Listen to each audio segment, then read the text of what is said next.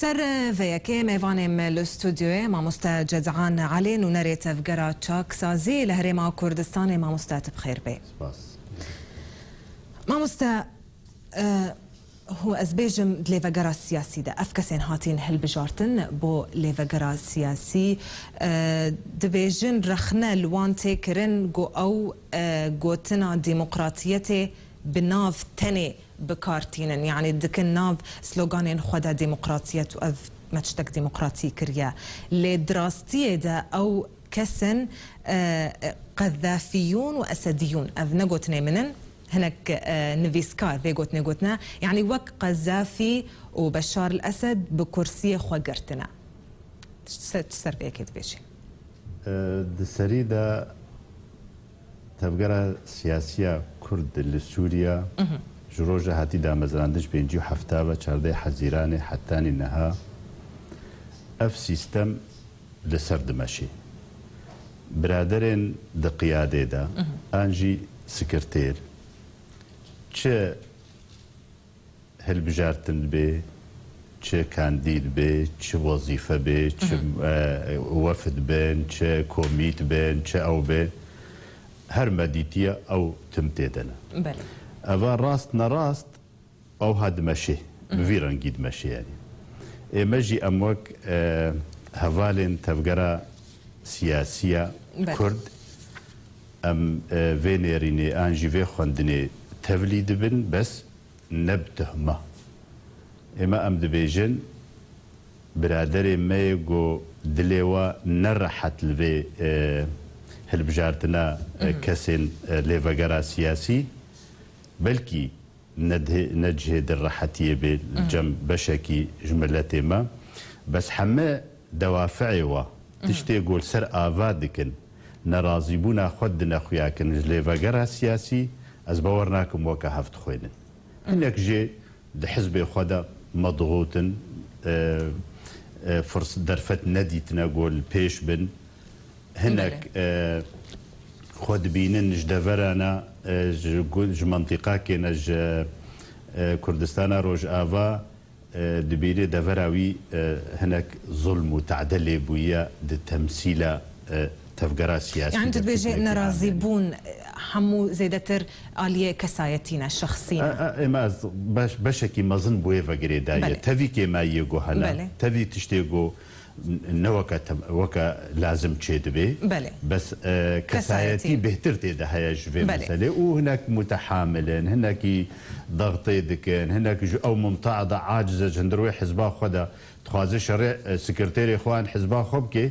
بيجا دفتا بيجي تفقرا سياسي تمامي جبو وري فشارتن شري ويج حزبا قسمك جيولونا وقسمك يعني برنجك دي هنا هري دوافعها من اياك الناس بيجوا قناعتنا حسين تشربي روجنا مافان لقلنا سرهيلا تليفوني ج المانيا كاك حسين دمباش لسر سكايبيت بمري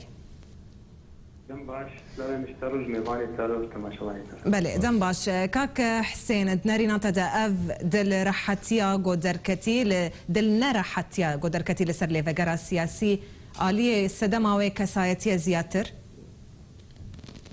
راس او قوان دل نرحة هي يعني جبر تلك سدم هي يعني استيكد جروجا مدير بري عيني رونا عيني هالوست يعني جابا جو مدير دنيا بري عيني باكستان جو ريبابريا مثلا كردي دسوري دكن وتجاري سرجي نكتن ابيجي يا دوا بشي شهر صلاح جي كتناش ورشا سوري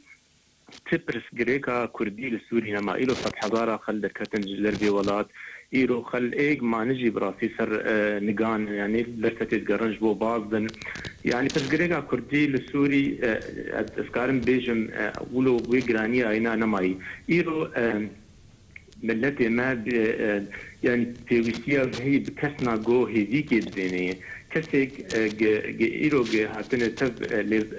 ربابريا أنا سر خاكي هي دبن أو يعني هي جين جمابو أو جينما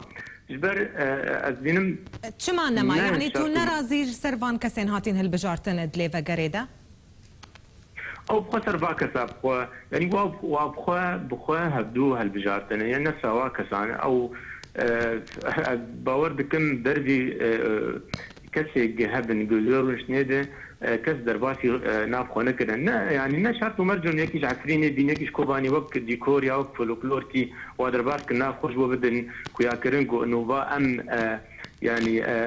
ليفاجرك هبشن ليفاجرك برفرن نعم مثلا ندولو دي مثلا جيسا كني مثلا كا جرانيا فاكسا سرخاتي شي او ليفاجريح انا هي حسين افكس هنا كجوا هنا شيست بينجي صالي خواد كاري حزبايتيه دا قد عندنا يعني كما وين لسرفا كسا ونرازينا وندبيجن بلايكي جوان ممكنه مثلا نرخنا الجوانات كمنا دفاعي لفاتكم ليه بس جوان ممكنه تجربويه حزبيه سياسيه نبي وكفان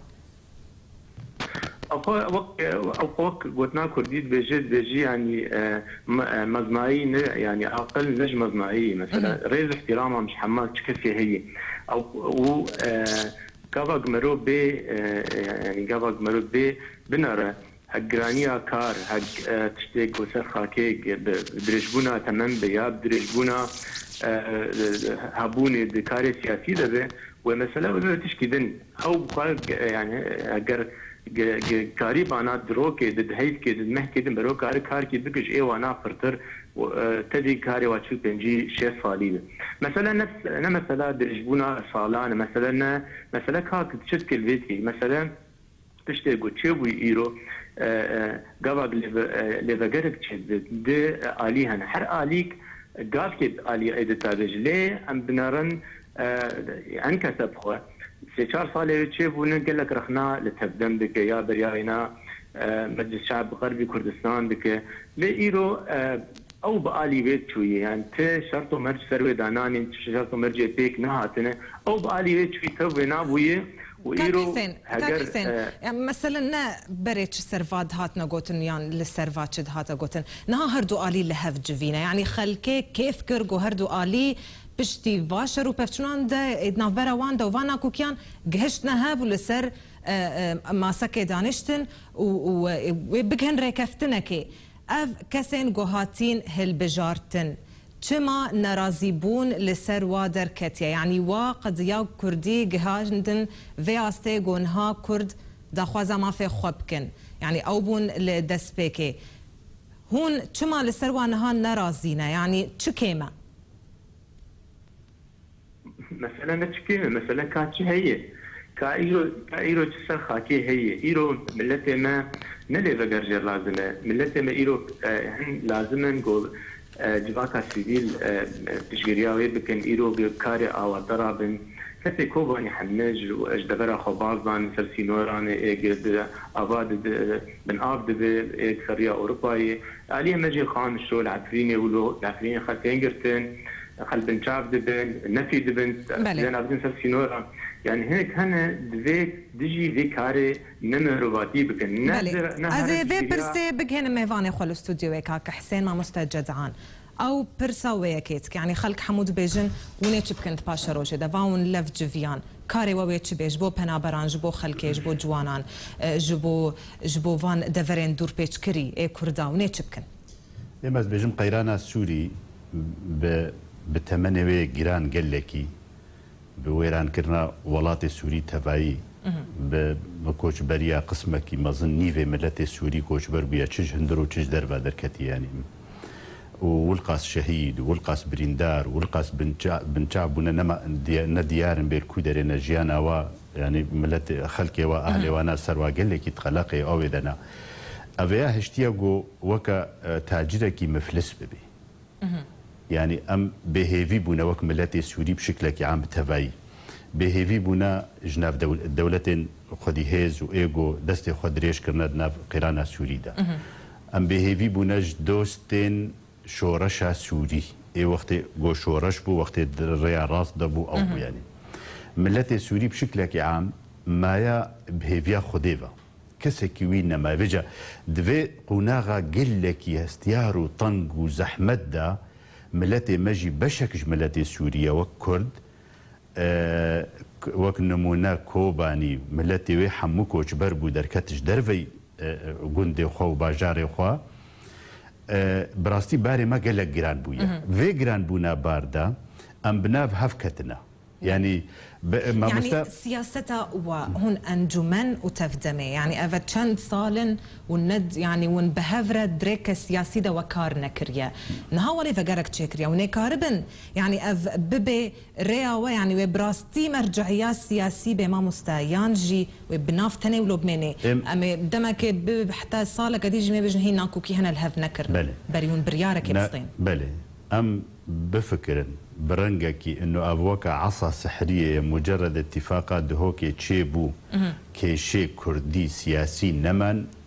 مستحيل اولو تشيبي نكيشي كردي سياسي كيشي ملت بلي نتشار سربكن لا دقيقه ام دسبيكي دا تفجرا سياسي بهردو آلية خوا او ريفا بريا ملت دكي بقلسبونا خو بكيمايي خو بحمد شتي خويا كيم يعني بله هاجر اتفاق سياسي تشي نبي ودا ملتي ما دسبيكا دا خوازاوي سركا دا خوازاوينا دفي اتفاق سياسي تشي بي دفي عقلاء و اي كسي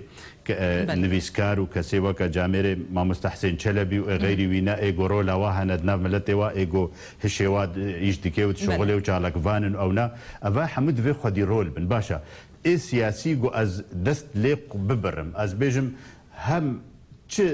ريكفتني جو چه دبن بتفدميرا انجي بري وينا بانجمانا روجافا قالي كردستان بحموكا سيفا بنتيجه فداوي نينا براستي دفي ام دفجي بقرن ام بشتاخو بدنا ملتي ام بشتاخو بدنا ولاتي فيجاري غارانتيتشيا ما مستجده غارانتيا ما مل حاجتي ملتي منا حاجتها ملتي ما يعني هين أزبيجم قاعدة شعبية بورايا نانا أزند بيجم قاعدة شعبية نسبة بمرة وأم بكفنا أرقام هذا ونسبة بكيرة ونبكيرة أنا في نقاشتكم يعني حاجت أم بحاجة اتفاق سياسينا دفي أطراف سياسي إيغو ريفابرية كان إيه خد بينن بر برست بر ملتي خدا د سوريا دا دفي اتفاق هبي سر بريارة سياسي دفي اتفاق شي ببي حتى نها أبنا بتمامي نمشي جي أم بحاجتي وينا نقو أم على طول لفقرن ودفي دستين بد دستي هاف دبي ملي هاف بي جبوغو أم كاربن دفي قونا غير درباس ببن يعني بلي كاك حسين ميفانم دبيجي يعني كرد هردو آلي جهشتنا قناغك قويدي نما كارن هر آليك بالتني كار بكي دفي بريارك هف بشنا برواده هبي ون يعني باوريا ويان باوريا ملت فيكي تي في جاري او خا اسقازم دينم ديلا ميفاني تو تماشانا رژیم سرخاکی رژیم لقام شو الحسيت شاو دبري دي حمي هي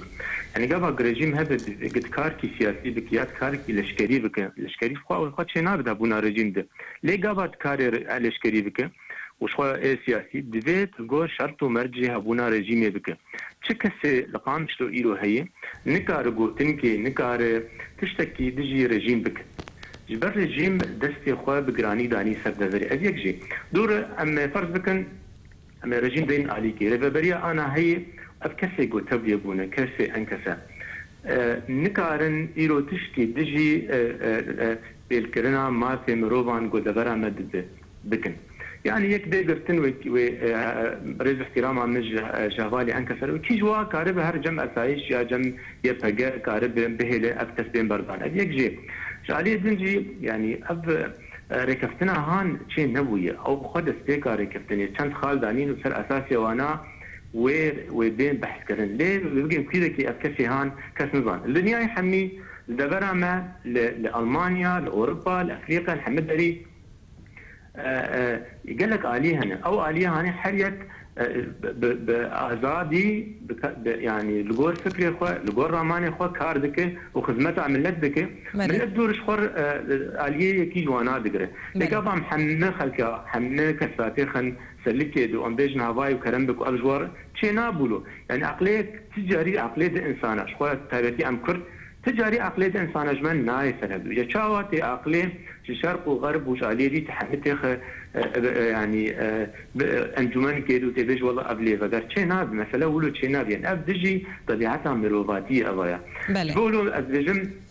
قابا جو ريفبريك انا هذا لشكري بي هذن انجمن او بتشتاقت كي في برنبري ويجي هيزك ذهب انا بجم هيزك لشكري في لشكري نا في هيزك ذهب كو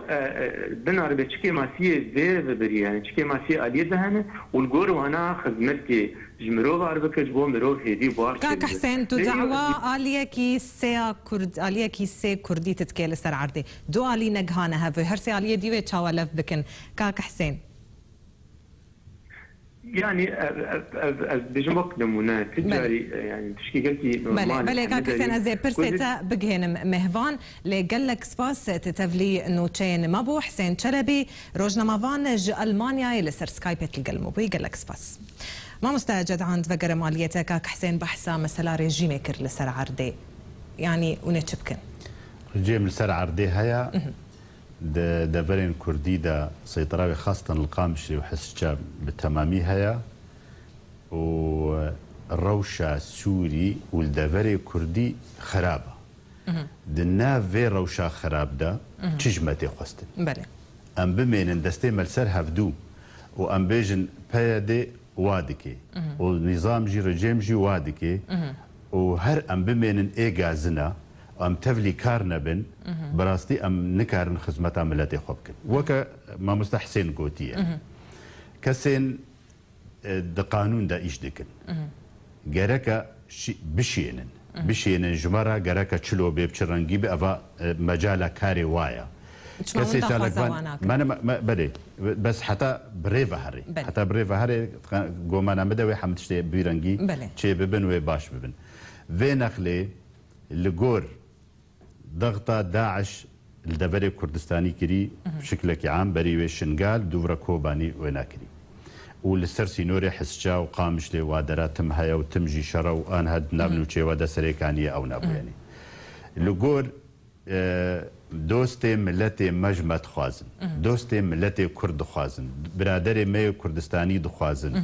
برجواندي ملتي ما ويتي خواستن انه ام حتى كنجي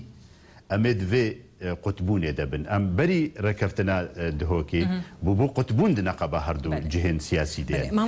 نابي ام بفيرنجي بردوام بكن يعني حتى لو طنقاي هنا حتى لو برادري مي بيدي التزامي بيناكي تمامي انا ام ركفتني قاب هفدوره دمشن ام ليفاغاريا سياسي دهل بجيرن او تشن خورتي ما دقرن او تشن خلكي دقرن او تشن طنقاي تشتكن او تخوازن يعني طنقاي تشد بيغو خورتي ما بازنج دفرين كردي يعني نابي فيرنجاني بيان ابو يروي بمينن نا اما قناعتم ام تشخاص دور بمينن ام بمينش غازنات هنيرا ام تفلي ببن نيزيك ببن ادوجه هفدا ام بيجنا هفدو كوميتي مهبن ايغو فينا نقاش بكن باورناكم ميجي قرتيها بن دنافوانا ده اكيد ميجينا فكري يعني ليفاغارا السياسي وببيت دستلات جيب جيكار سلطه تنفيذيه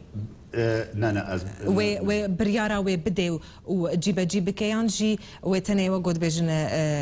سلطة تشريعية. إما بيجم حالة حاضر لفجرة سياسية سلطة تشريعية سياسية نوك برلمان. نابي جيب نا اش كراماتش كوميتو يجي دركفن. دما ما نسي خالهنا خالك جي لفجرة سياسية. أفلي فجرة سياسي وخالدن ريفابري يكا ولشكري دو. يعني غيري فينات دو دي تركي هنا اف ليفاغارا سياسي غافايا كمينا غوفاي دي تركي جي بيك بيني هيفيا ما اوا هناك هيفي بمره تشيبويا برادري مي بياديجي وعددن غو فيري كفتنا دهوكي بيك بينن وحتى انها بسلامتي تمشي جفاتا غو تشيكرن بهافدورا قال لك بانطباعك ايجابي بتشتكي مقبول در كتب بلي ما مستجد عن ليفاغارا سياسي وحتى كنجي بميني لا حتاني ام دفيق ونغاط طنقدنا حتى وضعي السوري بفيرنجيا يان دفي قهرتنا نظام الرجيم شيببي حتى الدستور كانو شيببي سوريا كانو وردا مزراندن بتشرنجيبي يعني ونيروشا روجافا جريدن بروشا سوريا تماما جريدايا بيفا نما بيفا جريدايا نما بيفا جريدايا بخوا وك جغرافيا بيفا هاتيا جرادان وك ملت بيفا هاتيا جريدان وك بريارة ناف دولتي تشتكي جداد سوريا دا لا كردي فتنة بله حمبها فقريدايا بله جارسريا وضع السوري بتفاي بها فقريدايا دفري كردي وغيري كردي بفقريدايا بله ام دفيق ودفيق وناغات طنق وام مؤقت كاتيه دفي ام كاربن بهفدورا على الاقل وك هدنا براتشيبي مش بدير اقو ازو برادري خوي بيادي نكاربن سلافي الهفدو بكن ام كاربن وك براد استيخو بكن سهل بهفرا نقاش بكن بلكي ام نتفقن زوب هفدورا بس ريش في بيفانينا دفي ام اتفاق بكن دفي ام بهفدورا بن دفي ام بهفرا كار بكن يعني بله جدعان علي نوناري تفقرا تشاك سازي لهريما كردستاني قال لك سباس ما مستعتب مرا عمت ابوي